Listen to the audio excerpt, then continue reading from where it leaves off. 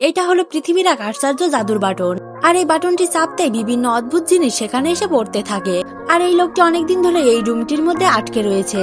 আর যতক্ষণ সে বাইরে যাওয়ার রাস্তা খুঁজে না পায় ততক্ষণ সে ওই বাটনগুলো চাপতে থাকে, কিন্তু সেখানে থাকা কোনো জিনিসই তার কোনো কাজের নয়। এজন্য লোকটি রেগে গিয়ে তার হাতে থাকা বেলুনটিকে একটি বাটনের দিকে ছুঁড়ে মারে। তখনই সেখানে এক প্লেট সুশি এসে পড়ে, কিন্তু সস ছাড়া তো সুশি খাওয়ার কোনো মজাই নেই। এজন্য সে ওই বাটনটি বারবার চাপতে থাকে, কিন্তু সেখানে বারবারই সুশি এসে পড়তে থাকে। এবার লোকটি যখন খাওয়া শেষ করে সেই বাটনটিকে আরেকটি চাপ দেয়, তখনই একটি সসের বোতল এসে পড়ে, যেটা দেখে লোকটি খুবই রেগে যায়।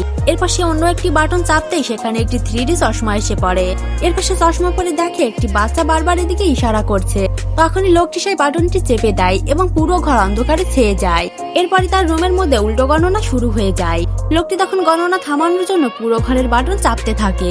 তখনই রুমের মধ্যে দুর্গন্ধযুক্ত গ্যাস ছাড়া হয়। বন্ধুরা, পরবর্তী পার্টির জন্য এই ভিডিওতে একটি লাইক করুন।